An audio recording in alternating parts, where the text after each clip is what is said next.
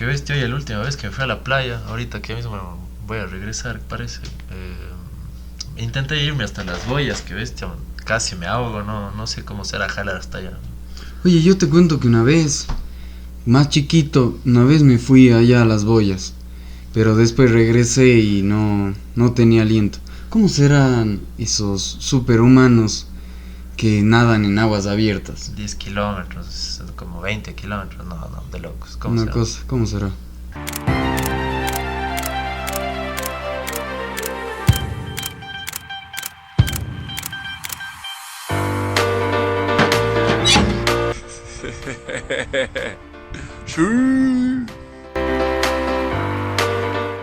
Bueno, muchachos, bueno, gente, estamos de regreso a un episodio más de episodio 66 y estamos muy bien acompañados, ¿no, Juan Martín? Sí, claro que sí. Hoy tenemos ese primer invitado de esta segunda temporada de Rincón Deportivo.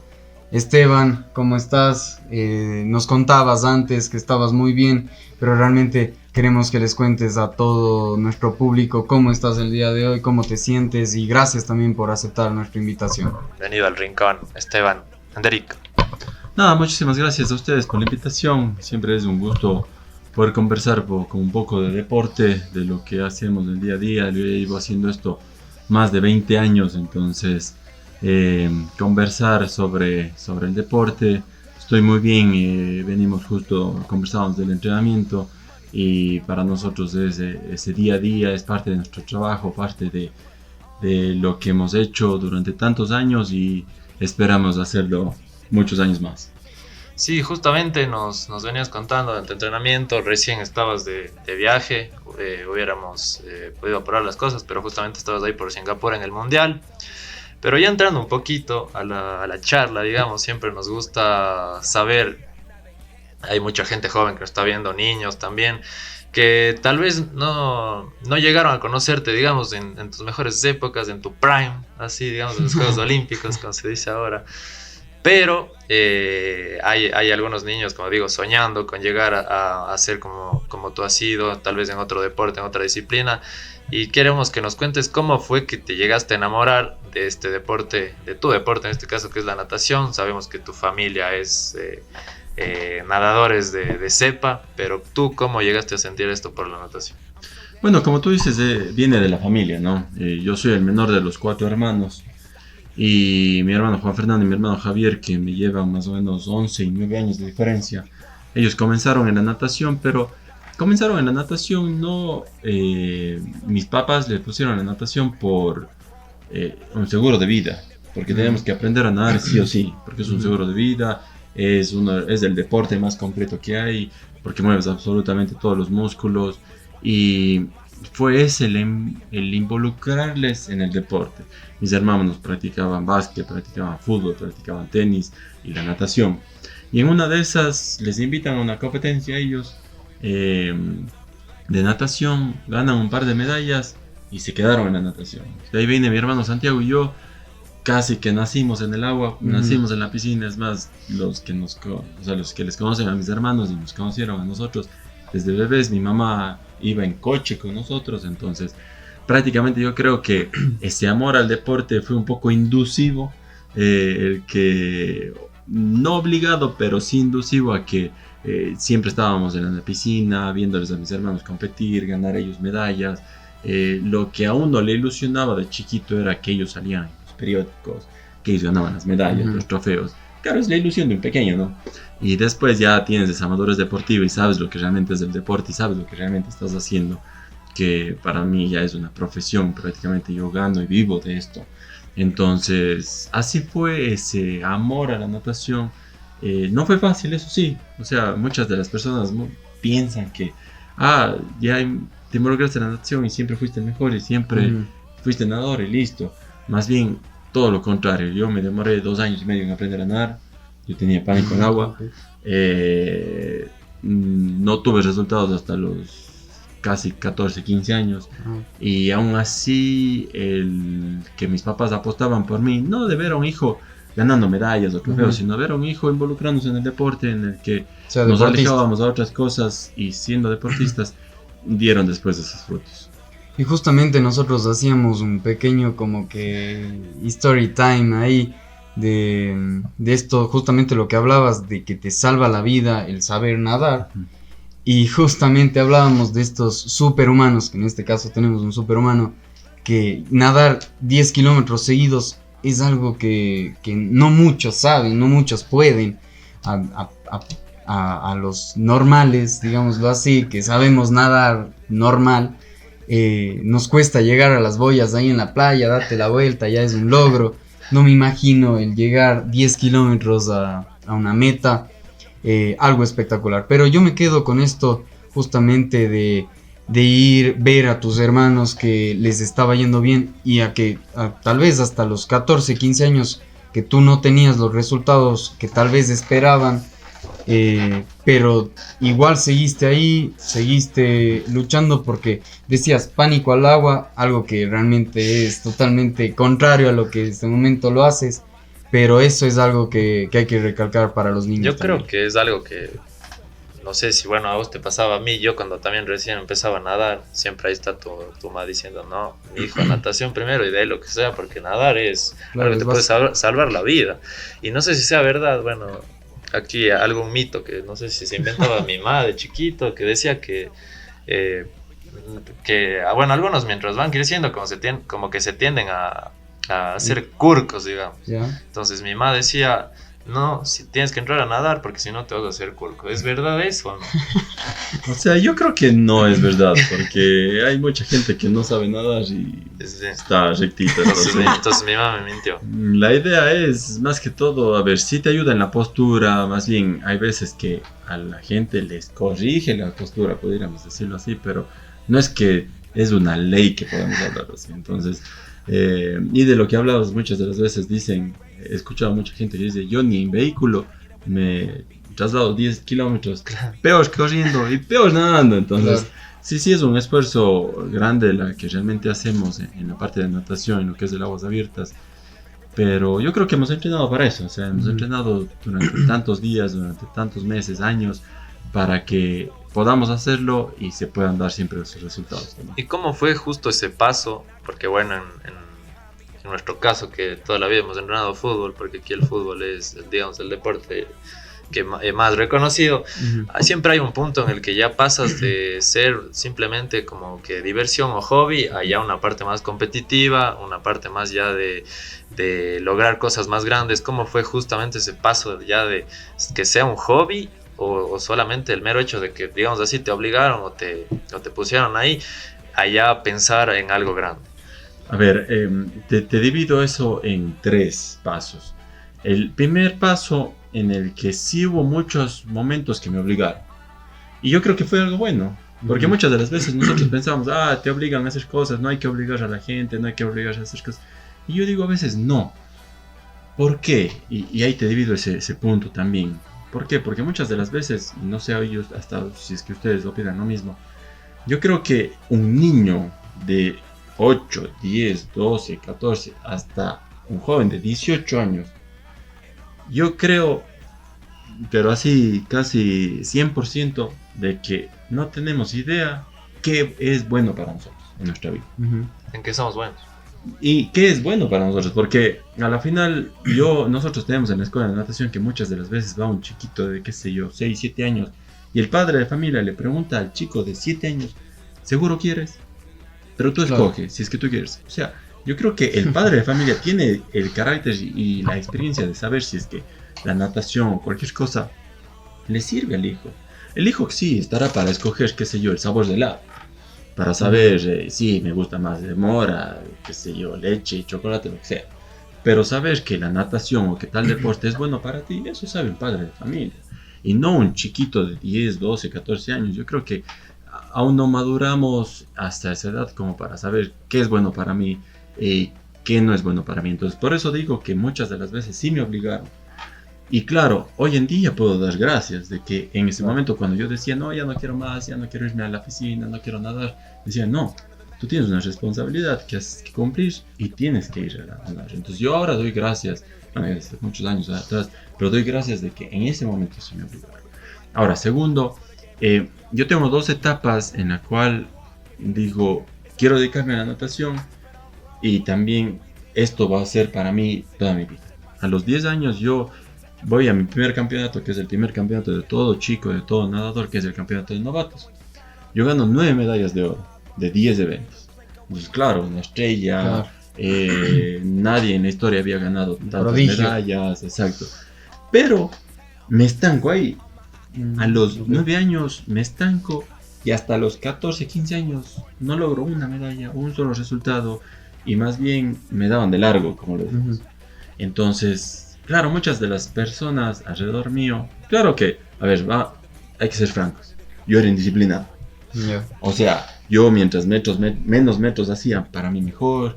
Se daba la vuelta el entrenador y yo me daba la vuelta por ahí. Si es que el entrenador me mandaba sacando, para mí mejor.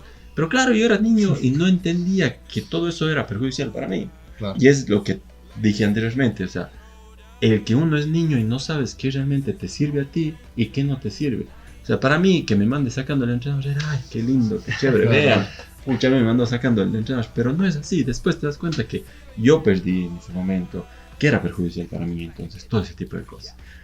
Y hasta los 14, 15 años llega un entrenador de Cuba, David Martínez, y me dices, y yo claro, rebelde, yo quería, siempre nos gustaba que si me retas, para mí es, a ver, ya, pues, claro, me estás retando. Entonces, claro, el entrenador creo que supo más o menos cómo manejarme y me dijo, ¿sabes qué, Esteban? A ver, tú tienes el talento para hacer lo que tú quieras. Yo soy entrenador, yo puedo ser el mejor entrenador, el peor entrenador, pero yo dependo de ti. Ahora, si vos quieres y piensas que eres bueno, vamos a darle. Si no, me dedico a las otras personas. Claro, yo lo tomé como un reto, en decir, claro, yo sí puedo. A mí me estás retando, yo sí voy a poder. Y en 8 meses tuve mi primera clasificación internacional, mi primera representación del Ecuador. Y desde el día de hoy, desde esos 15 años hasta hoy que tengo 34 años, he representado a mi país. Entonces yo creo que fueron esos momentos que tú me preguntabas y que tú hablabas de cuando decido que este deporte va a ser mi profesión, de que de este deporte voy a vivir y que realmente amo y quiero llegar a luchar por este deporte. Y justo ahorita hablando de los niños chiquitos, vimos que recién fuiste papá, así que queremos felicitarte por eso. Claro, sí. Es otro logro ya grande. Y ya pasando ya un poquito más ya adelante, después de ese reto que dices que lo sentiste como reto de tu entrenador en este caso, ¿cuál fue ya esa primera competencia, ese primer reto, esos primeros nervios ahí? El miedo, como siempre, supongo ese primer que miedo. invade todo tu cuerpo. A ver, en ese sentido, gracias a Dios he sido una persona siempre confiada en lo que voy a hacer. Y el que siempre he tenido yo la mentalidad de que si es que doy el 100% de mí, o sea, llegue el primero o llegue último, pero llegue a la pared y no doy más, para mí es un excelente resultado. Entonces, yo creo que con eso siempre crecí y también viéndoles a mis hermanos, ellos también abrieron ese camino para que en lo que ellos cayeron o se tropezaron, yo no caiga y no me tropiece. Entonces yo creo que eso fue algo muy bueno y eso me ayudó a que siempre sepa afrontar las situaciones o los eventos o las competencias. Entonces, eso de miedo, sí, muchas veces uno tiene ese temor de qué va a pasar en una competencia nueva, de los nervios más que miedo a veces. Claro. Pero yo lo supe manejar en el sentido de que ese temor lo volcaba a que sea favorable a mí y no que me consuma y llegue a la competencia y me vaya súper mal. Entonces yo creo que eso me ayudaba mucho y hasta el día de hoy. Ahora, bien, eso sí, hay que siempre tener claras las cosas. Nosotros hemos tenido, siempre nos preguntan cuántas medallas tenemos alrededor entre los 4 hermanos de 2.500 medallas. Pero detrás de eso hay 5.000 derrotas. Claro, exacto. O sea, hay más derrotas que triunfos. Entonces yo creo que siempre el levantarse de esa derrota nos ha ayudado a estar donde estamos y a seguir haciendo lo que hacemos. Exacto. Y hablando de esto, porque de las derrotas, justamente hay varios dichos, de las derrotas se aprende. ¿Cuál sería esa derrota de que realmente te devastó en su momento, pero que pudiste sacar adelante y te sentiste después mucho mejor después de, tal vez, si es que tenías un triunfo, puede que no hayas aprendido lo que debiste haber Exacto. aprendido en ese momento. ¿Cuál fue esa derrota que te marcó? Yo creo que ya casi de viejos deberíamos decirlo así. El no clasificar en Tokio 2020 a Juegos Olímpicos. Yo venía en el año 2019 con un año espectacular, uno de mis mejores años, estando, como decís, en el prime de mi carrera deportiva.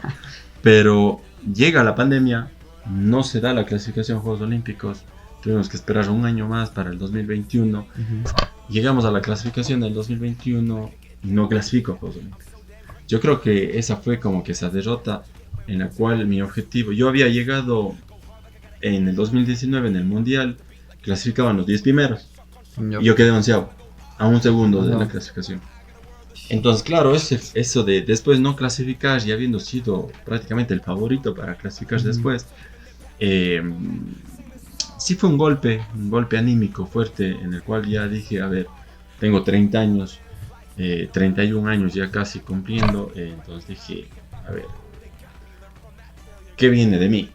Ya he hecho muchísimas cosas, ya he estado en 2 Juegos Olímpicos, no es que era una nueva hazaña, una nueva meta, pero sí quería llegar, ya he estado en 2 Juegos Olímpicos, ya he ganado medallas en Copas del Mundo, Juegos Panamericanos, Campeonatos Sudamericanos, récords nacionales, récords internacionales.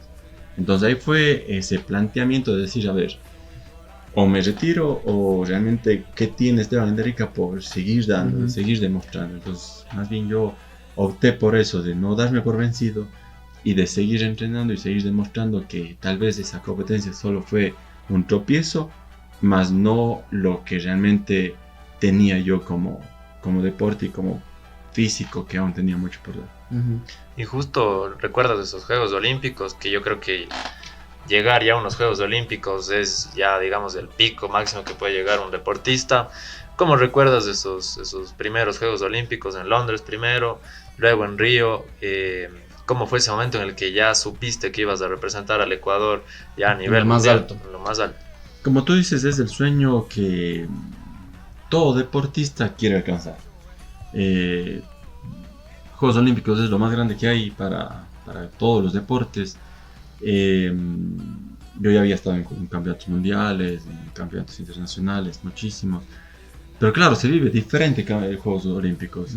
Representar a tu país, el ser visto por todo el mundo, el estar al lado de muchísimos atletas. Yo tengo una foto con Kobe Bryant, tengo una foto con David Ferrer, pude verle a Usain Bolt, a Michael Phelps, a Rafael Nadal, a Roger Federer. O sea, estar con la élite de la élite es algo espectacular. Yo no dormí el día anterior a la competencia, no dormí. Y yo no me fui a la inauguración porque era justo el día anterior. Entonces, ahí es cuando realmente me pasó factura los nervios. Claro. Pero yo creo que es algo increíble, algo que realmente tienes que estar ahí, tienes que vivirlo. El entrar a un escenario deportivo, porque fue en piscina lo que yo clasifiqué, y estás alrededor de 20.000 personas alentándote. Claro. Es algo único, es algo espectacular. Y sentir que representas a tu país. Porque sí, tal vez no llegamos en las posiciones como uno quiere. Muchas veces dice podio, medallas, todo. Pero a veces llegar a Juegos Olímpicos y es algo único y que pocas personas lo pueden hacer. Yo creo que vivimos muy lindo, muy chévere, pero es el goce porque después de Juegos Olímpicos, mi hermano Juan Fernando, que es mi entrenador ya desde hace, ya este momento estamos cumpliendo casi 7, 18 años él como mi entrenador, me dice, sabes que Esteban, lindo todo, disfrutamos, nos fue bien, pero yo sé que para muchas personas Juegos Olímpicos es el tope, pero aquí recién comienza lo nuestro. Claro. ¿Cómo? Si ya venimos a Juegos Olímpicos. Dice, no, aquí recién comienza y vamos a seguir escalando y a mejorar y vamos a ver qué podemos hacer. Y por eso después viene la clasificación a Río 2016. Y he tenido, yo creo que desde esos 15 años que fue mi primer campeonato internacional hasta los 28, 30 casi, siempre fue una curva ascendente de mejora tras mejora. Yo creo que eso fue algo bueno para mantenerme siempre en esa élite mundial. Sí, y obviamente lo que decías de esa élite mundial, estar ahí con Usain Bolt, con Michael Phelps, yo creo que debe ser una cosa espectacular, pero sentirte también parte, no Exacto. solamente como rato poder ver a Messi, a Cristiano, los ves muy lejos, no, ya los ves muy cerca, los ves que son como tú. Y sentirte parte de ellos, sentirte que puedes dar el mismo nivel de ellos, eso yo creo que es algo que seguramente debe sentirse espectacular. Llegar a los Juegos Olímpicos, viajar, incluso el simple hecho de irse con la delegación en todo ese grupo de deportistas, yo creo que son, incluso creas vínculos y amistades muy grandes, sin ninguna duda. ¿Y cómo es justo verle, no sé, a Michael Phelps? Porque mucha gente lo pone ya, muchos dicen que es uno de los mejores deportistas ya de la historia, si no es el mejor. Deportista. Sí, deportista, ya sabemos ya, bueno, todos lo que es Michael Phelps, pero para ti, ¿qué pudiste, que lo viste más de cerca? ¿Qué te sorprendió tal vez de él? ¿Algo mental, algo de actitud? ¿Cómo es alguien tan grande como Michael Phelps? O sea, a ver, yo creo que eso ya fue genética, el que Claro. Bendecido. seas un demonio en la natación. Ganar tantas medallas de oro en Juegos Olímpicos, o sea, nadie en la historia lo puede lograr y nadie ha estado ni siquiera cerca de hacerlo. En el 2008 él ganando las 8 medallas de oro, batiendo el récord a Mark Spitz. Yo creo que, y el estar compitiendo al lado de él, estar ahí junto a él, él imponía, o sea, vos veías entrar y todos eran así como que, una cosa que pasaba, todos se quedaban así callados. Es que es como cuando alguna vez vi una entrevista de Juan Martín del Potro que decía, entraba Roger Federer a los camerinos y todos se callaban. Porque claro. Roger Federer, ¿Qué le vas a decir? ¿Qué le vas a decir?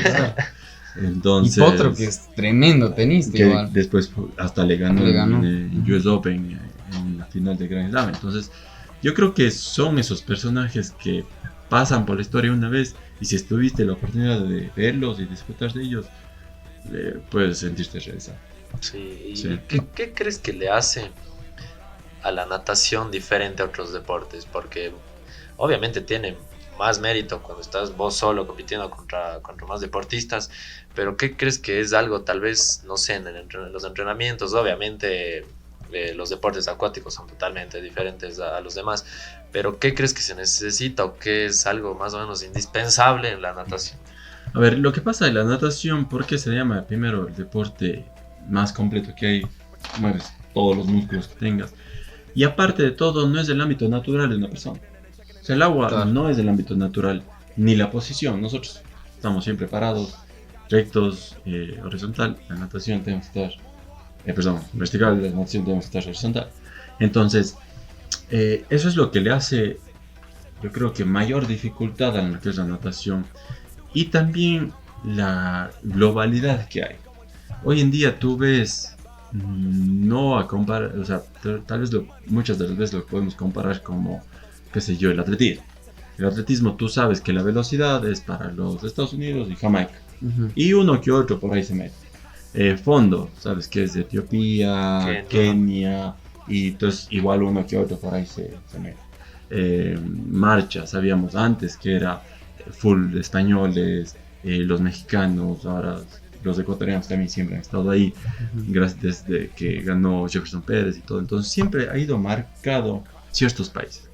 Pero la natación es tan global que tú en una final o en una semifinal de 16 chicos ves 10 países diferentes. Entonces hay desde todo lado esa diversificación del deporte, en la cual hace que se vuelva más difícil cada vez y más competitivo también. Yo creo que esas son esas particularidades que tiene la natación en piscina y también en aguas abiertas, porque en aguas abiertas pasa exactamente lo mismo. Ahí no estás en tu propio carril, estás con 80 personas más, es una masa de competidores, pero igual ves a los primeros 10 de 6 países distintos. Y no es que ellos se mantienen siempre, sino va cambiando, va rotando, y eso hace que las personas tienen que cada vez mejorar su rendimiento y no quedarse atrás. Exacto, y justamente esto bueno, yo me quedé con esto de Michael Phelps y todo. Tú tal vez viste ya en el momento, en los movimientos que él hacía en el agua, viste diferencias así abismales con los otros competidores. pudiste copiarle algún movimiento que él tenía en el agua, algo por el estilo. Lo que podríamos decirlo es que él reinventó la natación.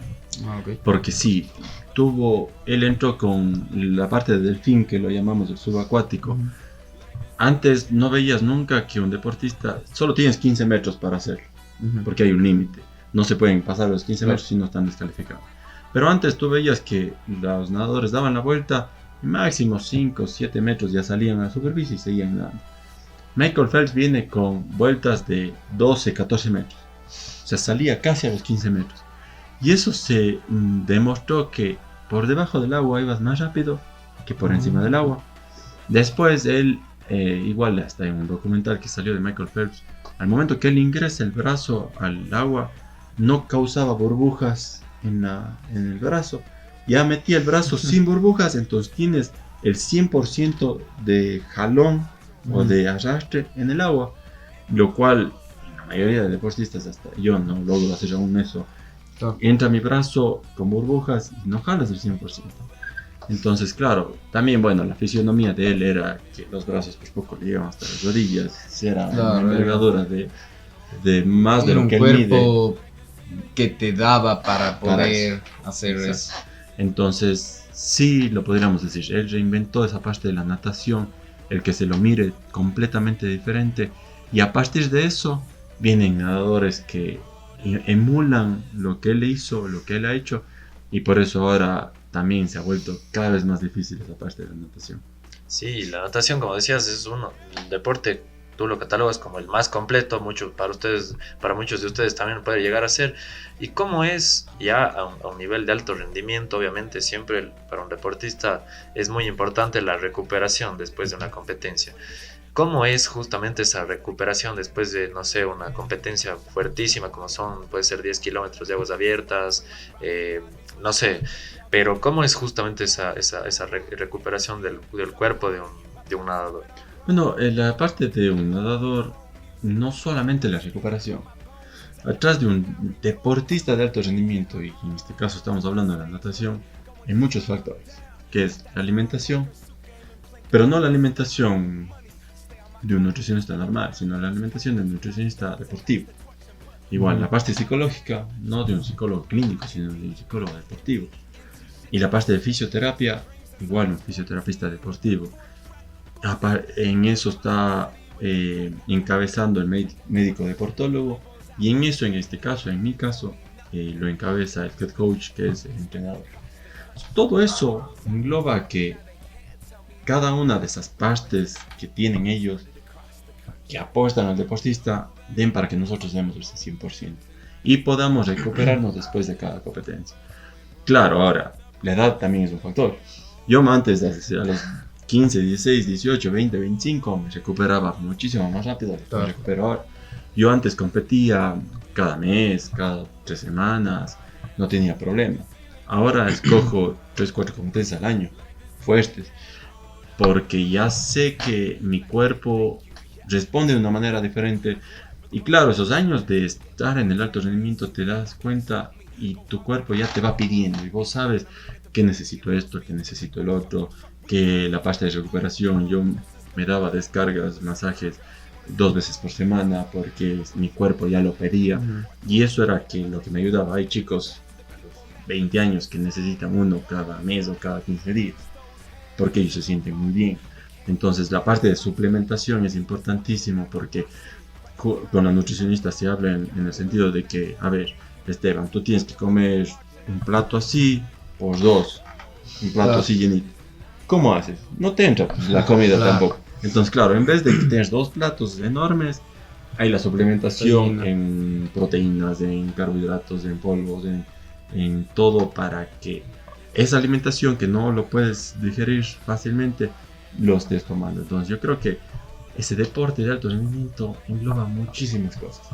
Y porque antes decíamos, o antes estábamos muy lejos de ser campeones mundiales, de ser campeones olímpicos, como ahora lo tenemos ya algunas medallas, era porque esa tecnología lo tenían gente como Estados Unidos, como Australia, como las grandes potencias, y nosotros era el típico agüita con panela.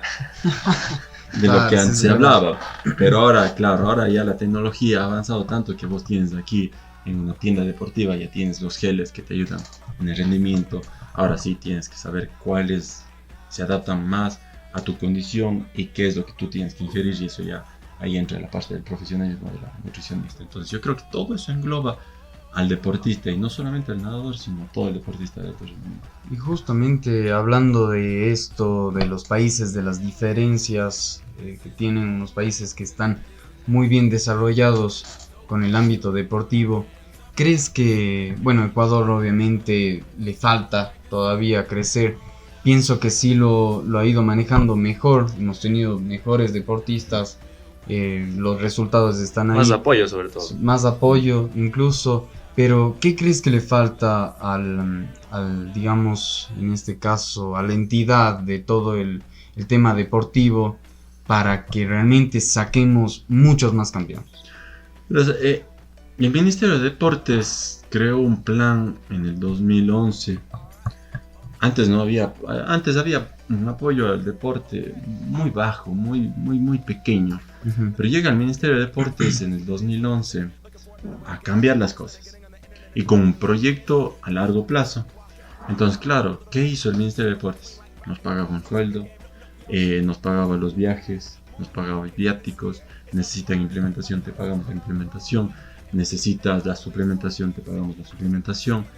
Entonces, claro, pasamos de no tener nada a tenerlo todo. Ajá. Y claro, pero ese proceso no ibas a tener resultados de la noche a la mañana, Claro. como hizo Australia, como hizo Colombia hace pocos años. Colombia viene apoyando al deporte así fuerte desde el 98. Y ellos tuvieron sus primeros medallas y resultados más o menos en el 2008, Juegos Olímpicos. Ujú. Después, perdón, en el 2012. Estamos hablando de que hubo una transición de 14 años para que recién ese apoyo que viste tenga esos resultados. 98 de los resultados. Entonces, lo mismo pasó con el Ecuador. En el 2011 comenzamos con ese apoyo. Y recién en el 2021 y 2024 tuvimos esos resultados. Las medallas de oro, las medallas de plata, los diplomas olímpicos y la cantidad de representantes a nivel de Ecuador. Ahora, ¿qué hacer para seguir mejorando y no se estanque? Yo creo que ahora es esa parte técnica de la que yo hablaba. Esa parte del acompañamiento deportivo que tenemos a nuestro alrededor. Ya sea, tiene que comenzar desde la parte dirigencial Ujú. y de la parte técnica de los entrenadores que estén muy bien preparados. Claro. ¿Por qué te digo esto? Porque yo miro ahora, justo estaban pasando el campeonato mundial de deportes acuáticos, están en la natación. Tú ves el equipo de Australia, son cerca de 2 entrenadores para todo el equipo. Claro que son 50 deportistas. Claro, son varios.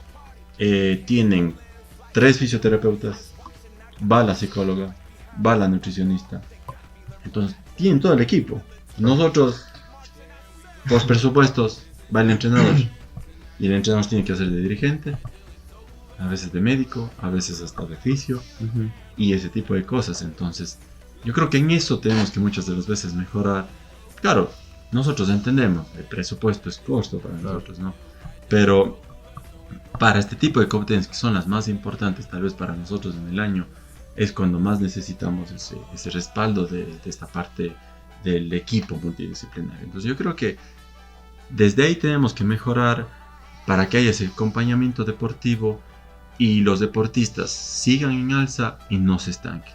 Yo he sido últimamente muy crítico aquí en el Azuay, en la parte dirigencial y en la parte deportiva. ¿Por qué? Porque en mis épocas de representar a mi provincia, al Azuay, en juegos nacionales, nosotros peleábamos con Guayas y Pichincha. Ujú. Y tercer lugar era fijo para el Azuay. Claro. Hoy en día, ver que peleamos a veces el cuarto, el quinto, el sexto lugar, no por quitar mérito a las otras provincias, porque las otras provincias creo que han crecido y se han dado cuenta de que tienen que ir mejorando, pero ahí es cuando hay esa crítica a la Federación Deportiva de la Azuay, en este caso, de que se ha estancado en la parte tal vez dirigencial, en la parte política, y se han olvidado del deporte, que es el ente regulatorio para el desarrollo y el talento deportivo. Entonces, yo creo que ahí estamos fallando.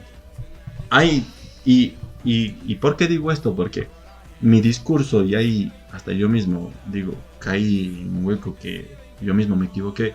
Yo mismo decía, no hay talento, no hay talento, no hay talento. Y no es verdad, hay muchísimo talento. No tienen idea, yo desde los 15 años hasta los 34 que tengo hoy, he visto tanto talento tener que retirarse porque no hay un apoyo económico, porque llegan a los 18 años y dicen, a ver, la universidad para poder trabajar en algo y poder dar un sustento a mi familia, algunos ya padres de familia o cosas así, o el deporte que no recibo nada. ¿Cuál vas a escoger? Es fácil, o sea, la elección es acá. Me retiro. Directo. Entonces, claro, desde que llegué al Ministerio de Deportes, yo he vivido del Ministerio de Deportes porque recibo un sueldo, pero los chicos de la cual dependen de las federaciones necesitan ese apoyo de parte de federación. Entonces, yo creo que ahí ha caído mucho ese apoyo y por eso hoy en día el ASUAI, desde mi punto de vista, ya no se puede llamar la sede de deportistas olímpicos. Sí, alguien nos salvó, que se llama Daniel Pinta. Alguien nos salvó para que se siga llamando. Y Paula, que también es una marchista que tiene una proyección espectacular. Y muchos deportistas como Elizabeth Bravo, como Alfredo Campo, como todos ellos, ¿no? Pero, ¿qué hay detrás de eso? O sea, ¿dónde están los reemplazos? Elizabeth Bravo tiene 36, 37 años. ¿Dónde está el reemplazo de ella? Yo tengo 34 años. ¿Dónde está mi reemplazo? Entonces, ahí está. tenemos que buscar eso para que realmente el deporte siga creciendo y siga triunfando. Claro. Es la propia frase, hay talento, falta apoyo, la propia frase. Exacto. Y justo me quedé con lo que decías, que es algo también muy importante, la parte mental. ¿Cómo manejar justamente, o cómo hacías tú para manejar esa presión? Porque recuerdo que Jefferson Pérez nos contaba que él en su primera competencia le fue pésimo, o sea, empezaban los titulares en los periódicos que decían incluso, este chico ya ni le dejen que vuelva a competir por Ecuador nunca más, porque creo que no había terminado la competencia, algo así él nos contó, y luego los siguientes Juegos Olímpicos, la medalla de oro, o sea, ¿cómo hacías tú para manejar justamente esa presión de representar a todo un país, de tener, por decirlo así, los ojos en ti en cada Las Juegos críticas. Olímpicos, las críticas? ¿Cómo hace un deportista ya de alto rendimiento para manejar todo ese tipo de cosas? No, primero, en esa época, por suerte aún no estaba tan globalizado el internet que era difícil. Yo creo que para Jefferson. Yo también escuché muchas de las veces, y antes, a los 12, 13 años, mucha gente decía a mis papás, el Esteban no tiene talento, más bien practiquen con otro deporte, no es como sus hermanos, no va a llegar a Vaya a estudiar. Vaya a estudiar, vaya a practicar otra cosa, tal vez ahí logre hacer el salto. Pero siempre hacer esos oídos sordos, ¿no? El que tú sabes para lo que realmente estás preparado. Y lo que les pasó, digamos, tal vez a Jefferson, lo que ustedes me contaban a mí es que muchísimas veces nosotros hemos tenido unos entrenamientos espectaculares. Y 3, 6, 8 meses dándole con todo, entrenando al 100%, y te sientes increíblemente. Llegas a la competencia, no te da tu resultado. Pero ahí está en el saber, primero la parte psicológica, cómo lo trabajas para que puedas levantarte de esa derrota o de esa mala actuación. Y segundo, el saber que cualquier cosa que digan externamente no conocen lo que tú viviste al interno. Porque claro, los resultados se dan en las competencias, pero nadie sabe lo que hiciste previo a eso en los entrenamientos para llegar a tener. Entonces, tú puedes decir, sí, me fue mal en esta competencia, pero yo sé que ese no es mi tiempo, esa no es mi marca, y ese no es de mi verdadero resultado. Hablarán lo que sea, pero... Y eso es lo malo también del deporte, ¿no? Que puede hablar cualquiera, digamos. El esfuerzo que te toma subir no es el mismo de lo que te ayudan para bajar. O sea, tú para mantenerte al 100%, siendo el mejor y todo, llegas a una competencia mal y ya piensan que tienes que retirarte, ya no sirves, ya esto, lo otro. Y a la final hacer oídos sordos, ¿no? Yo creo que las personas que están a tu alrededor saben lo que realmente estás viviendo y el talento que tienes para poder dar. Incluso entre ecuatorianos es esto de, en vez de apoyarse, justamente ese apoyo entre ecuatorianos, más nos pisamos entre nosotros y eso es algo que yo creo que sí se debe cambiar. Alguna vez escuchaba que ningún hater es mejor que tú, sino ese hater lo haría por ti. Y yo pienso que esto va en cualquier cosa que hagas en la vida, Exacto. no solamente en el deporte, en lo que sea, a lo que te dediques. Pero yo creo que esto es muy importante, el hacer oídos sordos a esas opiniones que realmente no conocen a fondo de todo el trabajo que se hace. Y lo que tú dices es algo muy cierto. Muchas de las veces, y ahí van los ejemplos y las comparaciones, ¿no? Vos ves al equipo de Estados Unidos, todos alentando, todos queriendo que ganes, porque la idea es estar representando a tu país. Y lo que tú decías, y de ahí después te volcabas a... Hubo una época de que me contaba una amiga de BMX, de que, o sea, un compatriota decía, ojalá se caiga, ojalá se caiga, ojalá que se caiga, ojalá que se caiga. Entonces, imagínate, o sea, de tu propio país, querer que no te vaya bien y no tener ese apoyo. Yo creo que ha cambiado un poquito ya eso. Yo creo que ya nos sentimos más ecuatorianos, nos sentimos más orgullosos de nuestro país. Yo me acuerdo en Juegos Olímpicos, tanto de Tokio como de ahora de París, yo me levantaba a la hora que eran las competencias y era ahí apoyando, yo nervioso porque sabía que iba a estar. Claro. Recuerdo la Neisy de Gómez en Tokio. Carapaz, me acuerdo que fue como a las 3 de la mañana. Carapaz, increíble. Llegaba después así, ya después Tenía de que se pintado acababa. igual.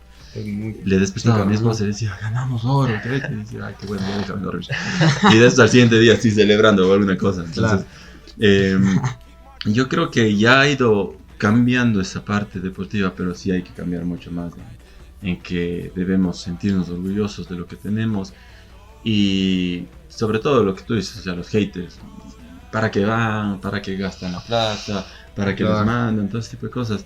O sea, ahí es cuando uno dice, a ver, ponte en mi lugar para ver si es que logras hacer algo. Entonces, nosotros seguimos trabajando y seguimos dándole todo. ¿Y crees justamente que ahora con todo esto de las redes sociales y la globalización que ya tiene todo, crees que sí puedes llegar a ser un poco más difícil justo manejar esa parte para ya los nuevos deportistas que vienen? Yo creo que sí es muy importante trabajar la parte psicológica. Y lo hemos visto ahora, último, esa parte de depresiones, yo creo que de esa ansiedad de los deportistas. Y el ejemplo más fácil es Simone Biles, la gimnasta de Estados Unidos. Ella siendo campeona olímpica, batiendo todos los récords, siendo la mejor, le pasó factura a la ansiedad. Pero esa ansiedad fue ¿por qué? Por todos los medios que le englobaban a ella, que le abarcaban a ella y que le pusieron en un lugar en el cual ella aún no estaba. Entonces, como tú dices, es más fácil por esto de la globalización, por el internet, por las redes sociales, el acabar a un deportista o el ayudarle a superar. ¿Y por qué te digo esto? Porque muchas de las veces hemos visto chicos que ya a los 16 años ganan algo importante y todos dicen ya, qué sé yo, el próximo Jefferson Pérez. Claro. El que recién batió el récord de Jefferson teniendo, no me acuerdo, 14, 15 años, recién hace poquito. Ya vi algunos periodistas y les decían, ay, entonces vas a ser campeón olímpico, entonces vas a ser... Pues hay que tener cuidado también con eso, ¿no? ¿Por qué? Porque ellos están en una madurez psicológica recién empezando y que le llegues a presionar de tal forma en el cual llega a 18, 19 años y ya no quiere saber nada del deporte. Nos ha pasado mucho en eso, entonces hay que tener cuidado y sobre todo a esos deportistas decirles que siempre busquen ese apoyo profesional, en este caso el psicólogo deportivo, que le va a ayudar a saber qué tiene que escuchar, qué no tiene que escuchar, para que siga progresando y no se estanque. Justo vi un niño de 8 años ahora en BMX hace poquito, campeón mundial, y que ya los comentarios eran, bueno, el próximo, cuando la medalla, que ni sé, es un niño de 8 años.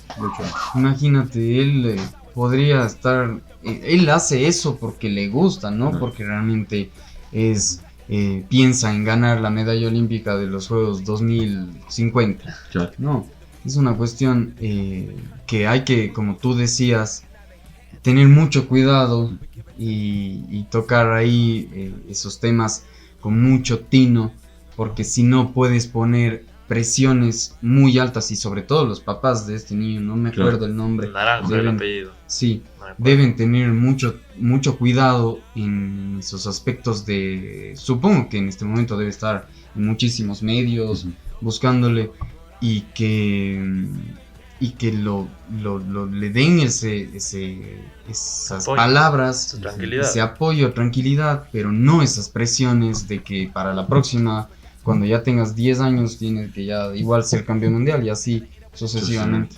Creo Así que a es. los 8 años, bueno, no de estar. Bueno, ahorita ya desde los 5 años pasan todo el tiempo en el celular, Claro. pero yo creería que todavía no está tan metido en ese mundo, entonces no. Bueno, espero que no lea tantos de esos mensajes. Y verás, comentarios. En la natación, para que no pase eso, en muchos países, y casi ya lo han implementado la mayoría de países, no hay campeonatos oficiales así internacionales desde los 13 y 14 años. ¿Por qué? Porque antes de eso es un fomento, es una preparación, es para que logres ir escalando en tus tiempos, pero no tengas esa presión de que ya competiste, ganaste medallas, hiciste récords, vas a ser el mejor. Y eso pasa en la natación. Yo he visto, me acuerdo de Pichincha, había unas 3 chicas rompiendo récords de las mejores y de las nombradísimas nadadoras. Ya decían, entonces ahora va a ser ella la mejor. 17 años, chao. Entonces sí hay que tener cuidado con eso. Sí, es muy importante justo este tema. Y hablando de ya los chicos jóvenes que van saliendo, tú ahora ya que tienes ya una trayectoria, ya más de experiencia, ¿qué te hubiera gustado que el Esteban, que recién estaba empezando a competir, que recién empezaba en ese mundo, supiera? Ya ahora que tú tienes más experiencia, ¿qué le, digamos, si podrías hablar con el Esteban del pasado, qué le dirías o qué palabras de tranquilidad le darías a él? No, primero que todo lo que haga es perjudicial para mí, en el sentido de que me comía los metros y todo ese tipo de cosas, de saber realmente que todo lo que hacía en ese momento era perjudicial para mí. Y segundo, yo creo que lo único que diría es disfruta más cada momento. Porque claro, cuando uno es pequeño o joven, tienes tantas competencias, tienes tantas victorias, tantas medallas que dices, gané una medalla más. Gané 4 o 5 medallas, 5 medallas. Y no le das esa importancia a lo que es realmente esas medallas. Yo creo que, y ahora que tengo 34 años y que ya no es que tengo 5 o 10 años para mantenerme en el top, en el élite. Yo pienso hacer deporte toda mi vida, pero en el top, en el élite, yo creo que ya no mucho. Entonces, cada medalla o cada posición la disfruto al máximo, porque sé que es con el sudor de un entrenamiento, de tantas horas de preparación y todo eso. Entonces, yo creo que el que disfrute y el que aproveche cada uno de esos momentos. Y justamente esto que tú decías, el disfrutar. Y sobre todo disfrutar no solamente en la parte del deporte, sino en todo lo que nosotros hagamos.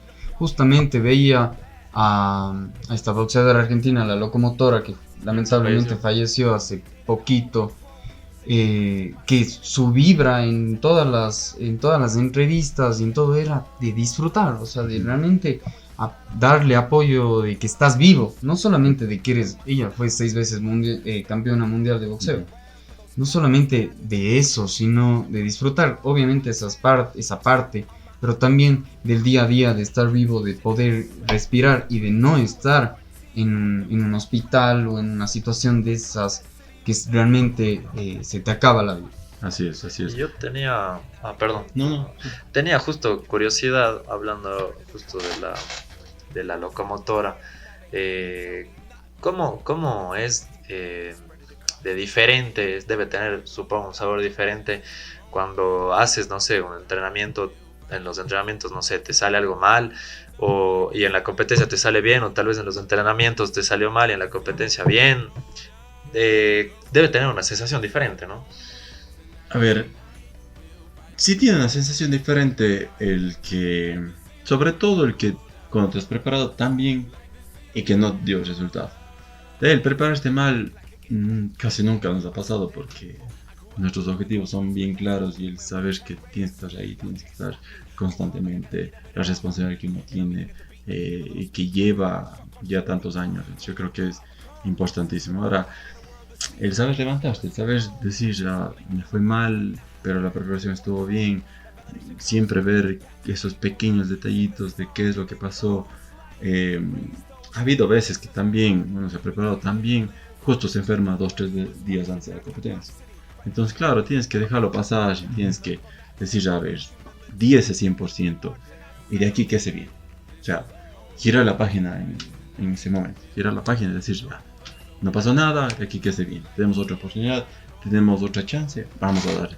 Y justo es lo que yo iba a mencionar en ese momento, es que me encantó una frase de la alemana en el 50 metros pecho, ahora en el Mundial de Natación. Ella clasificó octava, con el peor tiempo a la final.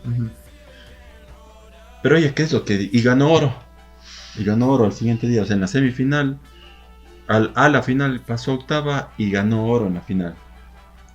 Y le preguntaron, o sea, ¿te lo creías? O sea, ¿crees que puedes? Dice, o sea, si es que estoy en la final es porque tengo una oportunidad. Si es que estoy ahí es porque sé que puedo dar algo y tengo esa oportunidad de estar ahí. Entonces voy a darle el 100%. O sea, aquí es lo mismo. Sí, te fue mal en la competencia, pero tienes aún más competencia. No es que fue la última competencia de tu vida. Entonces, eso es lo que, esa mentalidad yo creo que es la que debemos tener para futuro, siempre cuando nos va mal o nos va bien también. El que si es que te fue bien, es decir, ya, ahora, ¿cuál es mi siguiente meta? Tengo que mantenerme en el alto nivel, tengo que mantenerme en lo mejor. Y justo una pregunta que siempre en algunos episodios hemos hablado, justo me acuerdo cuando estaban los Juegos Olímpicos nos daba mucha curiosidad porque surgían muchos rumores de lo que pasa dentro de la Villa Olímpica y tal. ¿Cómo es justamente estar dentro ya de esa Villa Olímpica? No sé cómo es, puedes estar ahí, no sé, intercambiando palabras con todos los deportistas que están adentro, ya más concentrados, no hablas mucho con los demás, no socializas tanto. ¿Cómo es esa vida? Sí, justamente. ¿Cómo es justamente esa vida ya dentro de la Villa Olímpica? Bueno, la Villa Olímpica tiene muchos aspectos. Primero, solo pueden entrar los deportistas acreditados. No podemos estar mucho tiempo tampoco. O sea, a nosotros nos permiten, qué sé yo, 2 días antes de que comiencen las competencias, terminó tu competencia, el siguiente día prácticamente tienes que estar. ¿Por qué? Porque vienen otros deportistas y tienen que abarcar las habitaciones que tú tienes y todo. Hay segmentos por cada país, o sea, depende de la cantidad de países también. Qué sé yo, Estados Unidos te lleva todo un edificio para ir. Pero qué sé yo, Ecuador no tenemos tantos representantes, compartimos con, me invento, Jamaica, Polonia y Ecuador en el mismo edificio. Entonces, ahora, cuando yo estuve en Juegos Olímpicos, a veces en algunos edificios había restricciones. O sea, sabían que vos eres de Ecuador, no puedes entrar a cualquier edificio. Tienes que solo entrar a tu edificio. Y eso sé que también pasa ahora. Y por eso ha habido muchas de las veces este tipo de líos, de que les prestan uniformes de otros países solo para que entren y para que hagan sus fiestas y todo ese tipo de cosas. Entonces, hay también salones en los cuales tú puedes tener diversión en el sentido de que hay PlayStation, hay juegos de mesa, hay full cosas para que puedas, como tú dices, hablas con cualquier otra persona de otro país, conocer otros deportes, otras personas y así integrarse. Yo creo que en ese ámbito olímpico, deportivo, en el cual si ya terminaste tu competencia, ya te relajas completamente.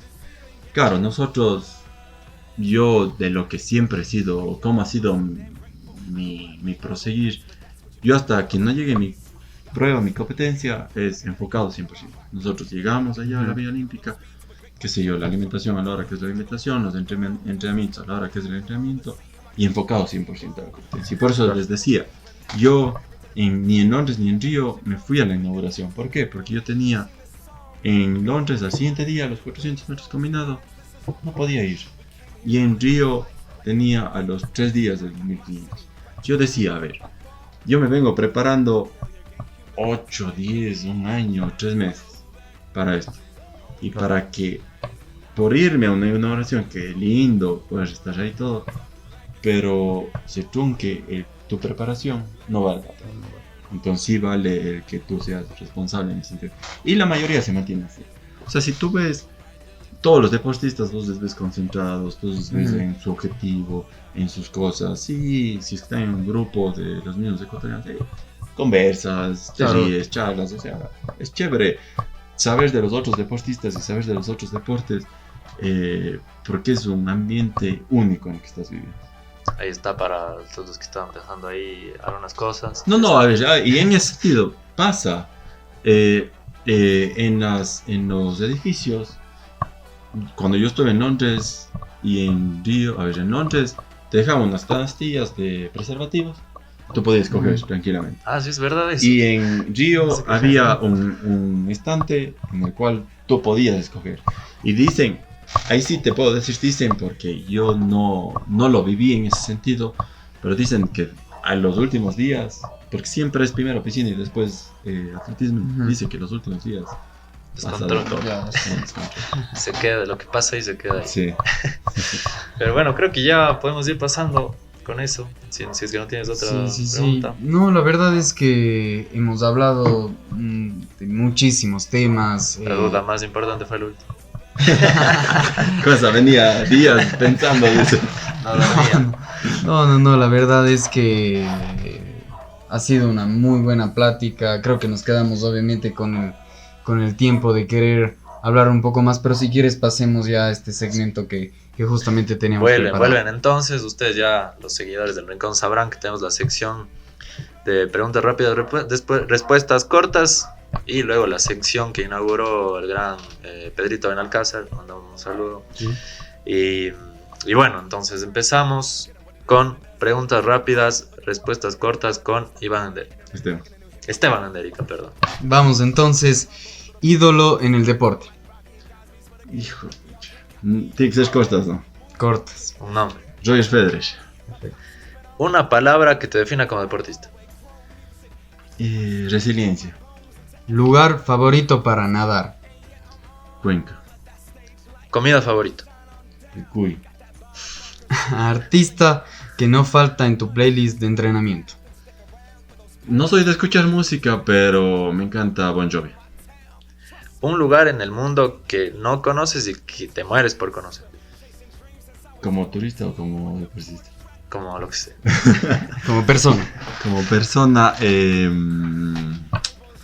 a todos los países que he ido a competir, pero no he conocido nada. No, uno de esos es de Egipto, Israel. Y es verdad lo que digo, pero es verdad. Nosotros a muchos lugares que vamos a competir nunca conocemos. Si quisiera volver a esos países y conocer realmente. ¿Un apodo que te hayan puesto? Muchos, Tiburoncín. Perfecto. Última película que viste. Última película que vi... Top Gun Maverick. Un ritual que haces siempre antes de competir. Esto. Dar gracias a Dios. Perfecto. Y por último, mejor deportista para ti ecuatoriano en la actualidad. Daniel Pintado, de largo. Daniel Pintado de largo. Perfecto. Justamente lo tuvimos aquí a Daniel. Y ahora pasamos para que tú nos puedas hacer una pregunta a nosotros, para que te vengues de algo que te preguntas que no te gustó. Ahí puedes. No, nada de venganza. Además, a ver, yo siempre he dicho que la labor que hace un periodista deportivo es importante. ¿Por qué? Porque ustedes a la final dan y hacen a conocer lo que nosotros hacemos a diario. Porque claro, nosotros podemos tal vez ganar una medalla, todo, pero ¿quién no difunde este momento? Ya son las redes sociales y los periodistas deportivos. Entonces, más que todo, el vengarme o hacer esa pregunta mala, más bien va a ser bueno, siempre preguntas menos fáciles, es ¿qué les motivó a realmente dedicarse a esto, que es el periodismo deportivo, y por qué realmente lo hicieron? O tal vez esa anécdota de que, qué sé yo, le vi en nuestro primer mundial, le vi comentar al Bonafón y eso me inspiró a llegar a ser deportista. Bueno, si quieres empiezo yo. Bueno, en mi caso, siempre me gustaron los deportes, creo que va por ahí, siempre, bueno, practicando como tal, siempre fue el fútbol, desde chiquito, en academias, obviamente, como cualquiera que le guste el fútbol, quería llegar a ser ahí el nuevo Neuer, pero no pude, porque soy arquero. Pero, pero bueno, siempre estuve ahí metido, jugando fútbol, y si no estaba jugando fútbol, viendo, no sé, boxeo, me acuerdo también Juegos Olímpicos. Antes no entendía mucho, obviamente, de chiquito, pero conforme ya vas creciendo, vas viendo que cada deporte tiene su esfuerzo, cada deporte tiene muchas cosas chéveres, hasta, no sé, el ajedrez, que a muchos les puede parecer aburrido, tiene también esa parte Golf. mental increíble. El golf también, Claro. que hablando de golf, actualmente están en el sudamericano del golf, que Ecuador está bien, pero cada deporte tiene lo suyo. Entonces es un mundo tan grande, tan lindo, que a mí me parece espectacular, y siempre he dicho que yo tengo que vivir de algo que sea dedicado a eso, porque yo creo que cuando haces las cosas a algo que amas y con pasión, creo que tarde o temprano esos frutos te terminan llegando y esas cosas buenas te terminan llegando. Entonces creo que más que nada ha sido por eso, por ese amor, por esa pasión y por ese gusto por todos los deportes. Sí, por mi parte también involucrado desde muy pequeño en el fútbol.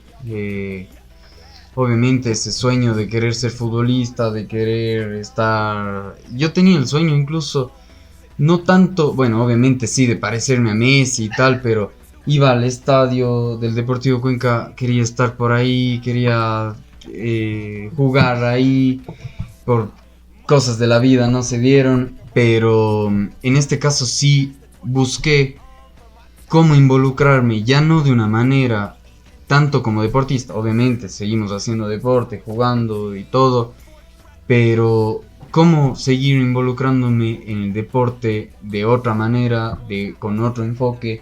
Entonces eso es lo que realmente nos motivó, no solamente a querer ser periodistas deportivos, sino a también crear el Rincón Deportivo, a buscar deportistas que tengan trayectoria, que no tienen trayectoria, que buscan crear objetivos a largo plazo, y darles ese apoyo que en muchos lugares no se da.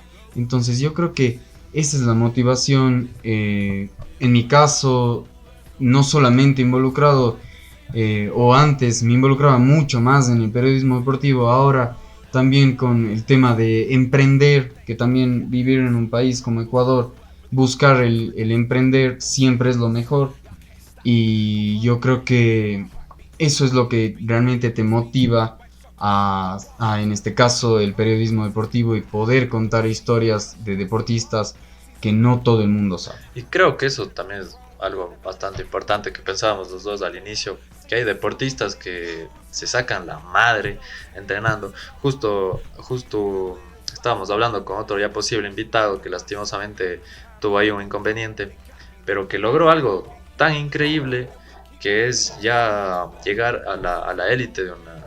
No quiero dar muchas pistas para que no sepa quién es el 100, pero algo tan importante y mucha gente no sabía. O sea, él está al otro lado del mundo, literalmente, en Tailandia, ya estoy dando una pista, pero es literalmente el otro lado del mundo, sacándose la madre, dejando a su familia acá en Cuenca, él prácticamente solo, allá otro idioma, otra cultura, y no hay quien le dé ese apoyo, esa visibilidad que se merece, obviamente, por todo ese esfuerzo que realiza. Entonces creo que ese también ha sido un punto clave para abrir el Rincón Deportivo y tener deportistas como tú aquí.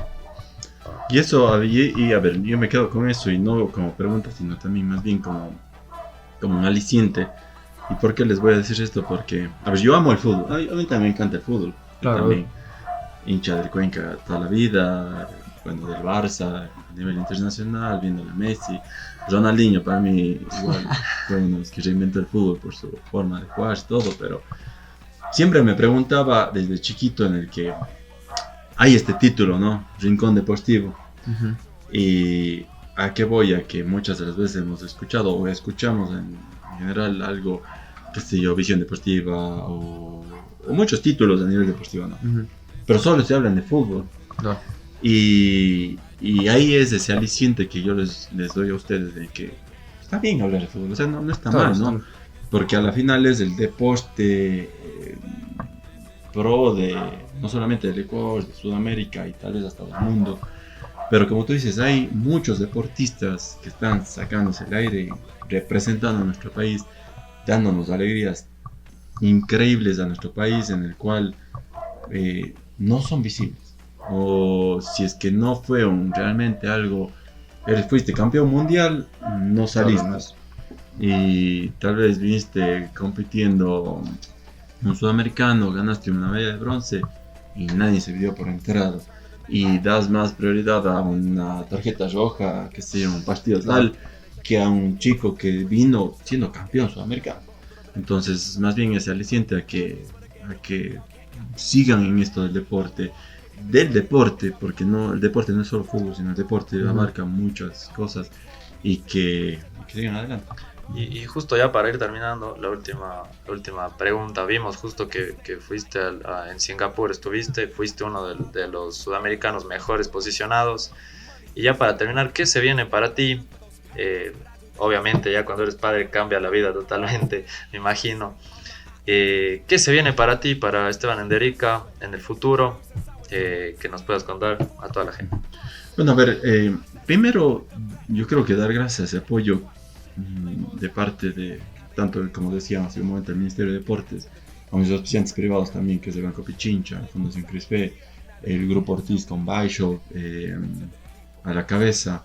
Yo creo que gracias a ellos podemos soñar en que podemos seguir compitiendo en la élite mundial, porque si no, realmente el deporte para nosotros fuera un hobby nada más. Y segundo, tengo de aquí Juegos Bolivarianos, que es una meta la cual me tracé, que va a ser distinta a otros Juegos Bolivarianos, porque esta vez voy a competir en piscina y en aguas abiertas. Y mi objetivo es subirme al podio en piscina y en aguas abiertas. Sería, bueno, el primer nadador ecuatoriano y yo creo que hasta de la historia de la natación en hacerlo. Entonces nuestra preparación va directamente hacia eso. Tenemos unos 4 meses para esa preparación, porque Juegos Bolivarianos es entre noviembre y diciembre. Y nada, vendrán otros campeonatos previo a eso, pero serán como preparativo. Nuestro objetivo principal va a ser Juegos Bolivarianos. Listo, con esto. Bueno, con eso yo creo que cerramos esta charla. Nosotros no le decimos tanto como entrevista, sino una charla con Esteban Enderica. Y por último, quisiera que tal vez nomines a otro deportista a que venga acá al Rincón Deportivo, tal vez. ¿Quiénes han venido? Ha venido Daniel Pintado, ya vino Jefferson, vino Pedro Alcázar, Sebastián Guayasamín, ¿quién más que se nos viene a la mente?